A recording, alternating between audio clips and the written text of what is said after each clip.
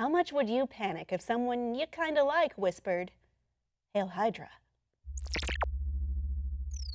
That's what the internet is doing right now! So basically, with Captain America, Steve Rogers #1, this is a major spoiler for that, by the way.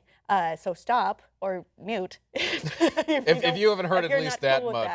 much. But I think it's permeated the internet so far, Yeah. which has been the revelation at the end of the comic that Steve Rogers is a part of Hydra, and he always has been, which has been extremely upsetting for many people who follow the comics. And the creators of Steve Rogers were known for being supportive of Jewish rights and Jewish causes at the very beginning. So to hear that he's always been a Nazi sympathizer, or the simulacrum of that, has been disturbing. Well, yeah, I mean, the Captain America was created with political ideas in mind. Like, we weren't in the war yet. There was actually a pro-Nazi American party that had a parade in New York and had assemblies at Madison Square Garden.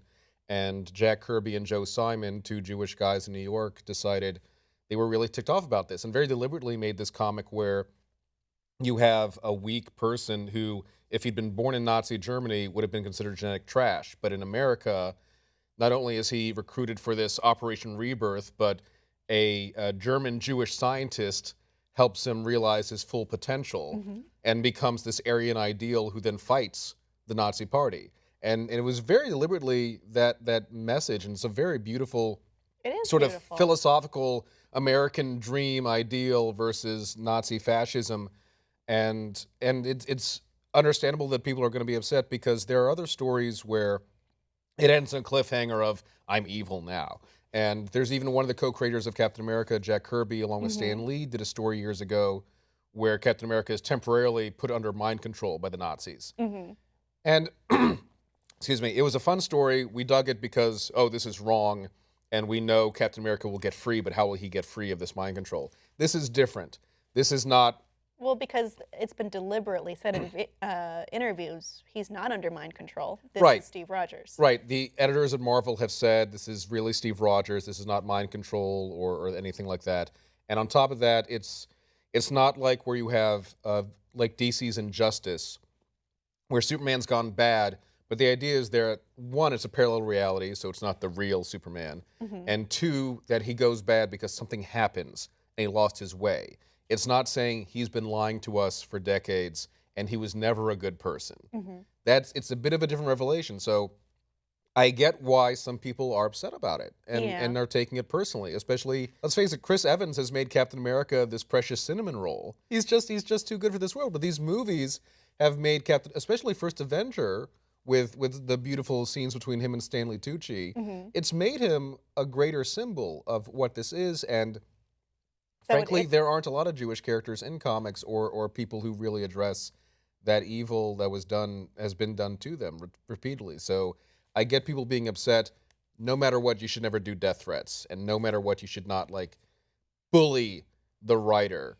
See, the way I feel about this is, yes, this hurts and it's a betrayal and people are talking about it, but that is precisely the goal here. I mean, I think the goal of a lot of storytelling is to get people talking and thinking about their own ideas. And it's terrible, but it does follow a tradition of how comics are written, which is something happens, something shocking, and then we get to see this explanation and explication and probably redemption. There have been many reactions to this across the internet. Sure. Some of them hilarious. All right, so this is exactly what happened in the comic. He's pushed one of his allies out. He says, Hail Hydra. It's very shocking. But people have remixed this to their own degrees. It's just that the first Ghostbuster was a really important part of my childhood. I love this meme. I love this meme. I will say that.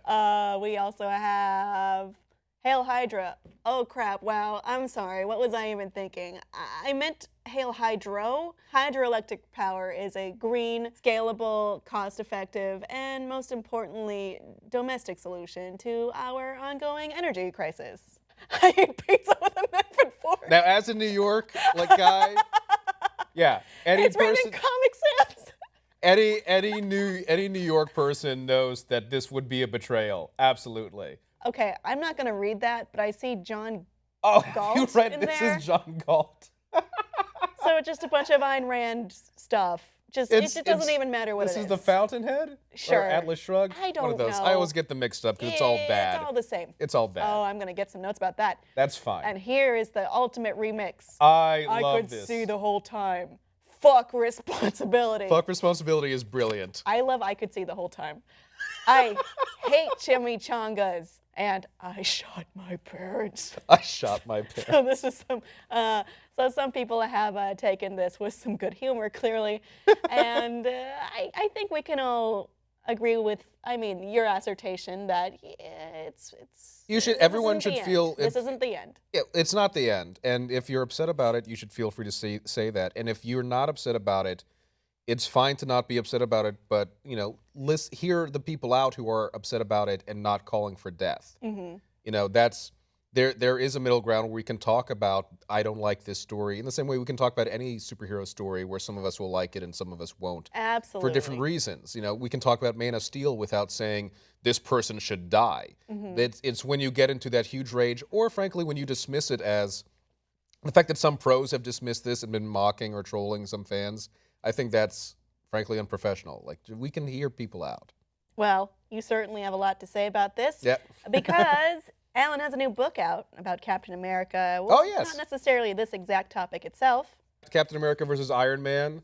With the foreword by Stan Lee. Yes, with the foreword by Stan Lee, edited by Travis Langley, Dr. Travis Langley. So this is the latest of a couple of pop culture psychology books that we've been putting out. We also put out The Walking Dead Psychology, Doctor Who Psychology and Star Trek Psychology are coming out later. You've done Star Wars, right? Yeah, there's Star Wars. I'm not part of that one. I didn't have the time, sadly. And I didn't have the time. I'm sorry. And I did assistant edit the Game of Thrones Psychology. Fantastic. And but yeah, I co-authored in several of those books, including this one with a doctor, an essay on psychology. And in this one, we talk about Iron Man and Captain America following masculinity narratives and expectations, and how much of a trap that can be. So yeah, this is a fun book. You can get this at Amazon and Barnes & Noble. And yeah, check it out. All right. Also, audience, let us know what you think on this issue below in the comments. And I would really like it if you could subscribe and also go like our Facebook page at facebook.com/NerdAlertTYT.